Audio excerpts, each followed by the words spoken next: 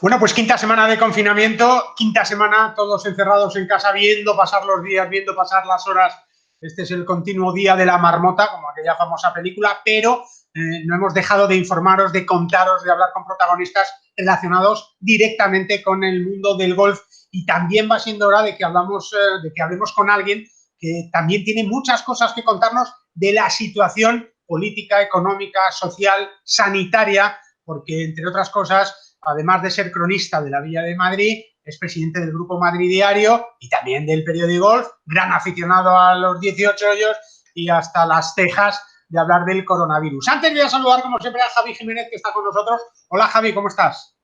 Hombre, pues preocupado, porque con esa introducción que has hecho ya sé que no puedo hablar mal de la empresa, que tengo que tener mucho cuidado, pero bueno, más allá de todo eso, pues bien, como tú dices, quinta semana de confinamiento. Me había levantado yo muy a gusto y muy contento por esa bajada del IVA de los libros electrónicos, pero te voy a decir una cosa, que me he comprado uno y me ha costado exactamente lo mismo, así que, bien, en fin. Bueno, vamos a ver lo que pasa, vamos a darnos un baño de realidad médica y social, no solo de lo que pasa en Madrid, sino relacionado con todo el país también, para hablar de lo que está sucediendo, que está influyendo directamente también en el mundo del golf. Constantino Mediavilla, ¿cómo estás? Bienvenido.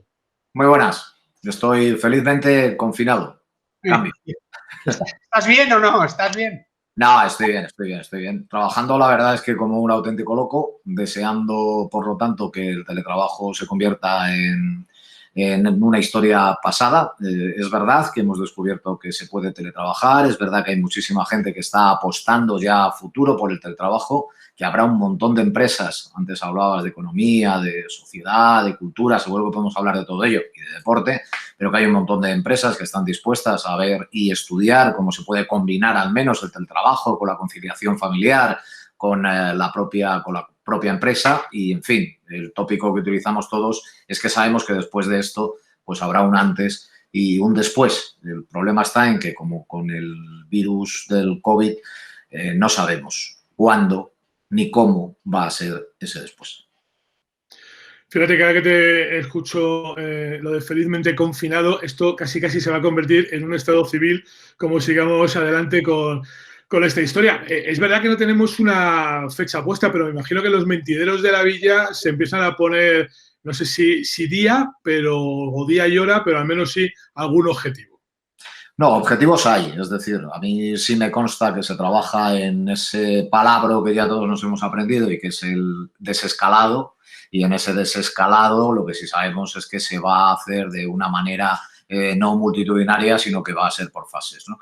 Además parece lo lógico. Y el problema va a estar en cómo definir la organización a la hora de configurar ese desescalado, de cómo articular los mecanismos para que las fases se conviertan en una realidad. Mira, podemos poner un ejemplo, si os parece, y me decís si estoy equivocado. Pero el alcalde de Madrid, Almeida, buen aficionado, por otra parte, al golf y que estará echando mucho de menos el utilizar sus palos, ¿no? Yo creo que él está intentando ver cómo conjugar aquellos elementos que puedan hacer que la empresa en cuestión, estoy pensando ahora en un sector muy relacionado con el mundo del golf también, que es la hostelería, no cierre. Entonces, utilicemos el sentido común. A mí me parece que en este desescalado el sentido común, que es algo que está fallando a mi juicio muchas veces en esas decisiones improvisadas que estamos viendo que se toman desde el gobierno, lo hemos visto recientemente con las salidas de los niños, etcétera, etcétera. También es verdad que hay que tomar muchas decisiones y que hay que tomarlas a paso ligero, como diría uno de los militares que nos acompaña diariamente. Se pueden cometer errores. Pero vayamos a eso. Es decir, los restaurantes, los bares, las terrazas. Siempre en Madrid, tradicionalmente, se ha tenido una pelea constante por el tamaño de las terrazas. Si recordáis, incluso la gente, los dueños, pedían más mesas, pedían más espacio y sistemáticamente en Madrid se negaba. Bueno, pues fíjate cómo da la vuelta a la historia, que Almeida lo que decía ayer es, bueno, si lo que tenemos que hacer es conceder más terreno y hay espacio para mantener esa distancia social, hagámoslo. Bueno, empezar a aportar pequeñas soluciones, pero son muy pequeñas y, sin embargo, afectan a un número muy importante de gente en una comunidad como la de Madrid, pero en todo el país y a nivel internacional, significa que puede haber muchas empresas que por una medida absolutamente coherente y de las normales, de las que podríamos pensar cada uno de nosotros, pueda salvar su negocio. Pues eso es lo que vamos a tener que aplicar en todos los sectores.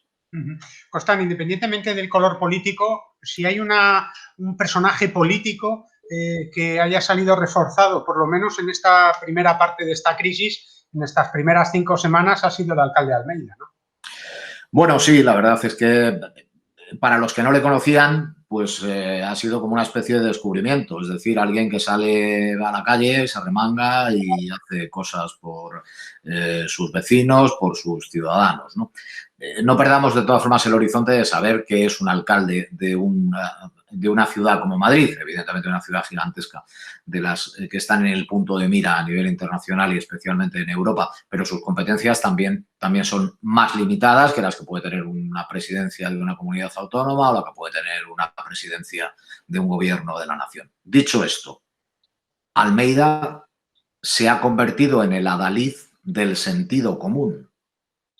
Es decir, si no lo pierde, lo que vamos a conseguir es tener a alguien que lo que ha hecho es enfrentarse a los problemas, primero no desde el enfrentamiento, sino desde la reflexión que viene del sentido común. Supongo que no solo el suyo, también de su equipo. Pero sí, Guillermo, cuando me preguntas, en este momento todos pensamos en que hay una figura que sale reforzada al estilo de lo que pasó con el alcalde de Nueva York, si recuerdas, en su momento, en situaciones dificilísimas, pues como las Torres Gemelas, etcétera, ¿no? Es decir, siempre tiene que haber alguien que sale ganando. ¿Pero ganando qué? Pues mira, aquí de lo único que se trata es de ganar tiempo al virus y de evitar que muera la gente. Todo lo demás creo que dentro de tiempo va a pasar desapercibido. Lo que vamos a saber es que hoy en la Puerta de Alcalá, por fin, tenemos un crespón negro y que todos los grupos del ayuntamiento de la capital han desfilado por allí. Hay una foto además que yo creo que se va a hacer histórica, tipo Beatles, pasando por delante de la Puerta de Alcalá, uno detrás de otro, todos de oscuro, todos de negro, etcétera. Pero esa Puerta de Alcalá, que yo creo que es un icono muy importante, ¿no? Quizá junto a las Cibeles de la ciudad de Madrid, hoy está de luto. Pero es que llevamos de luto mucho tiempo. Es que los muertos cada día son muchos. Hoy hablamos de 170 en la Comunidad de Madrid, o de 107, perdón, y hablamos de otros 435 a nivel nacional, ¿no? Y lo que está pesando realmente es eso, la empatía. El que haya un político que tenga la capacidad de poder mirar a los ojos y de poder decir, estoy intentando hacer esto. Y lo estoy consiguiendo a veces. Y quizá lo que está ganando es respeto, decías tú que gana, ¿no? Pues parece que respeto. Javi. Bueno, yo creo que al final los ayuntamientos es verdad que son entidades muy pequeñas, quizá la mínima expresión de las entidades de las ciudades, pero sí que es cierto que a la gente lo que le importa es quién le barre la calle y quién le lleva el autobús, ¿no? Y eso los alcaldes son quien tienen la autoridad en ese sentido. A mí me parece que Almeida, hombre, aunque ya apuntaba maneras en la oposición, porque no nos olvidemos que a Manuela Carmena le hizo alguna jugada curiosa y se le puso bastante complicado las cosas, pero me ha llamado la atención, por ejemplo, que esta semana, aparte de lo del crespón de la Puerta de Alcalá, que creo que es un gesto que le honra y que el gobierno debería haber asumido ya como suyo, pero es verdad que incluso en el propio pleno municipal ya hasta Rita Maestre le acompaña, ¿no?, en las decisiones, y yo creo que eso es muy importante al final para una ciudad que exista el consenso. Más allá de esto, probablemente a Almeida le ha salido el hándicap, ¿no? Y ha sabido gestionar la frustración, ¿no?, que eso es muy de golfista, y sobre todo plantearse muy bien la estrategia a seguir. Yo creo que es lo que está haciendo y lo que le está reforzando, ¿no? Y decías tú de la empatía. Es verdad que a la gente hablarle como habla Almeida y no hablarle un tío de uniforme, hablando de enemigos y de batallas a ganar, a mí me parece que es fundamental.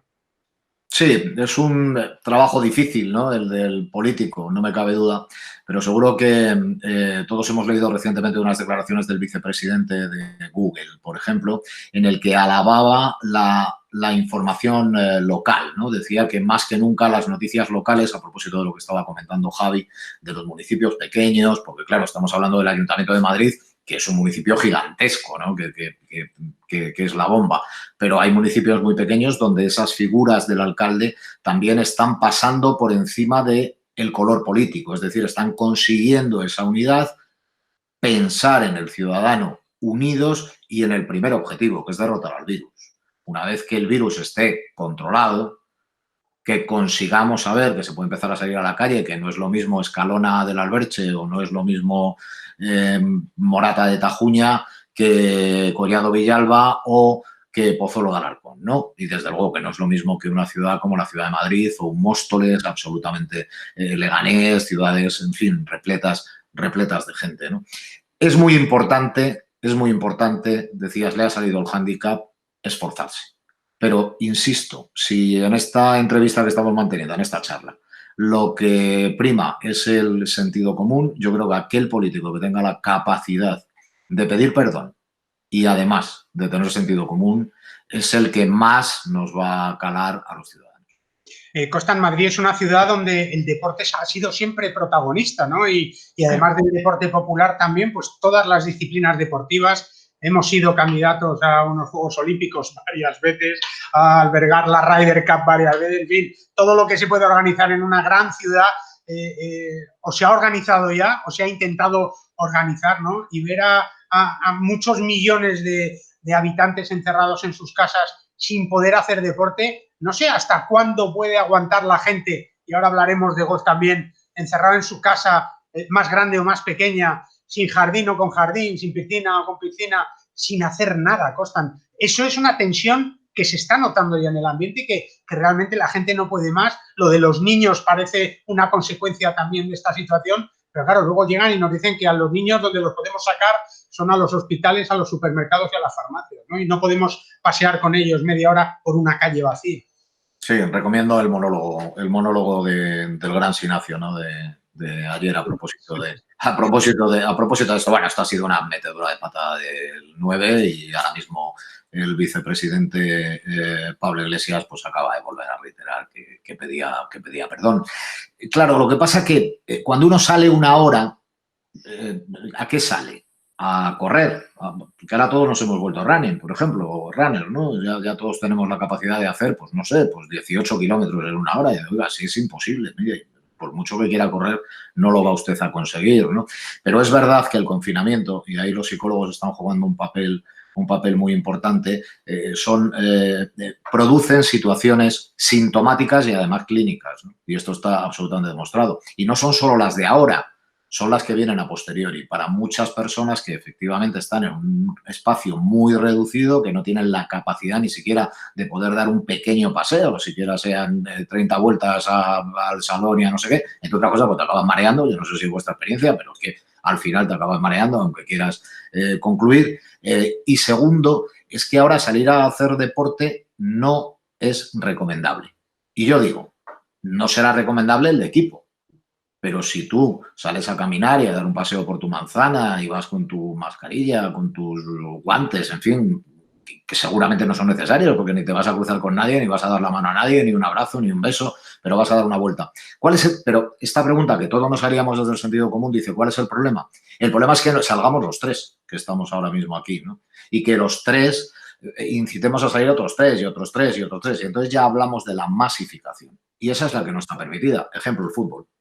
Lo habéis visto hoy, ¿no? Es decir, al final, hasta 2021 no va a haber espectadores en un campo de fútbol. Lo queramos o no. Va a ser absolutamente imposible que nadie se atreva a hacer actos multitudinarios de más de, en fin, no soy capaz de decirlo, no soy científico, 100, 200, 300 personas. No lo vemos, pero no lo vemos nosotros. Desde el sentido común, no lo ve el ciudadano que nos está ahora viendo, que está en casa. No nos ve nadie. Entonces, lo que hay que decir es la verdad. Esto va a ser muy lento. En el terreno deportivo va a ser probablemente más rápido en el sentido que vamos a poder volver a ver fútbol, pero lo vamos a ver por la tele. ¿Por qué? Porque hay muchos intereses y los intereses creados condicionan también el desescalado. Por ejemplo, los futbolistas a partir del día 28, me parece que es la decisión, tendrán todo su test hecho y se sabrá quién es positivo, quién tiene el COVID, la COVID o quién no lo tiene, ¿no? Bueno, muy bien, pero estamos hablando de unas personas muy específicas, muy específicas. A nosotros nos interesa qué pasa con el grueso de los ciudadanos. Seguramente podemos vivir sin fútbol y seguramente vamos a aprender a convivir con el virus, pero lo que no podemos es vivir eternamente con el virus. Hace falta una vacuna. A mí me da la sensación, fíjate, que lo más complicado de todo esto es que no vemos nadie nada claro, ¿no? Que el virus se ha extendido por todo el mundo y en cada país hay unos criterios distintos con independencia de cómo haya atacado allí, ¿no? Que al final en todos lados está pasando lo mismo, pero fíjate, decimos de no poder hacer deporte.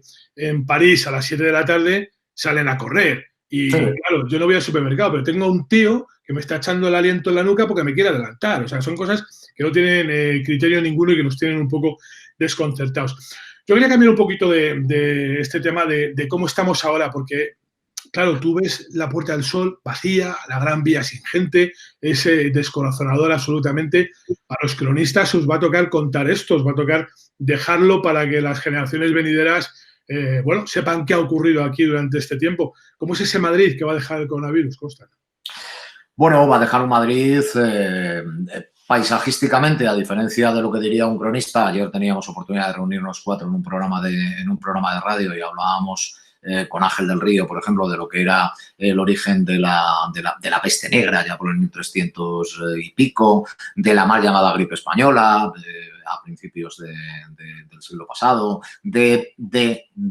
a diferencia de las guerras, las pandemias no destruyen edificios, destruyen vidas humanas, pero no tenemos que partir de cero, es decir, el restaurante sigue en su sitio, hay que abrirlo y volver a acondicionarlo.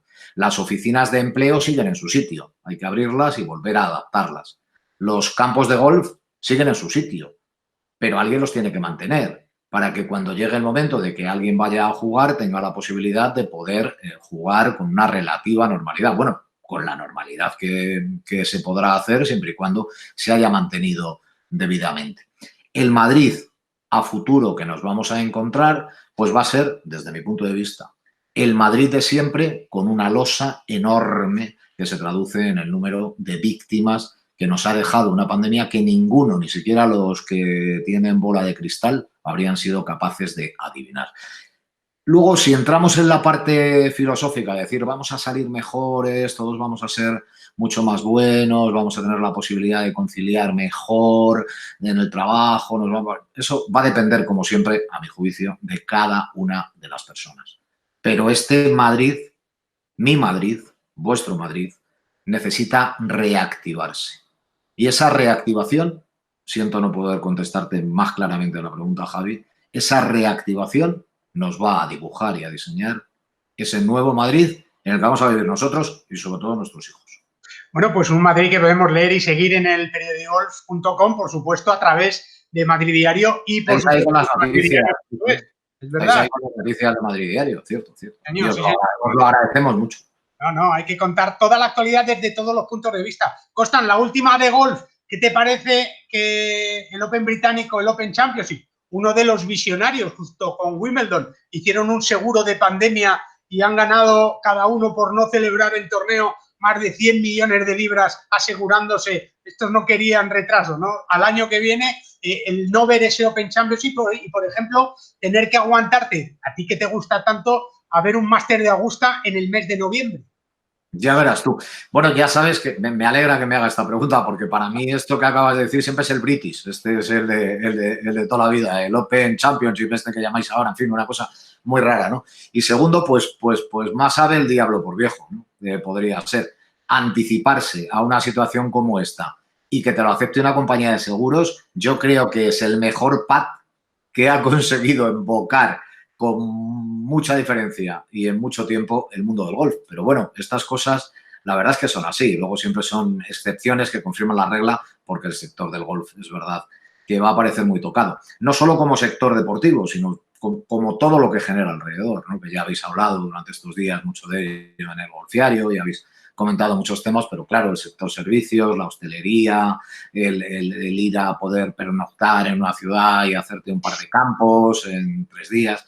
Todo esto va a tardar mucho en volver a ser una realidad, pero utilicemos la teoría Almeida, es decir, bueno, pues las terrazas de los campos de golf, las cocinas, los restaurantes, si sitio hay en los campos, pues hagamos las distancias sociales más aconsejables y ¿por qué no en el periódico Golf empezáis a ver cuántos de esos campos de golf que hay en nuestro país están ya adaptándose para cuando llegue el momento. Es decir, cuántas mamparas, cuántas separaciones, cuántas terrazas, cuánta gente va a jugar. Ya sé que, es decir, pueden salir 2 y manteniendo la distancia de seguridad y no tocas tu bola.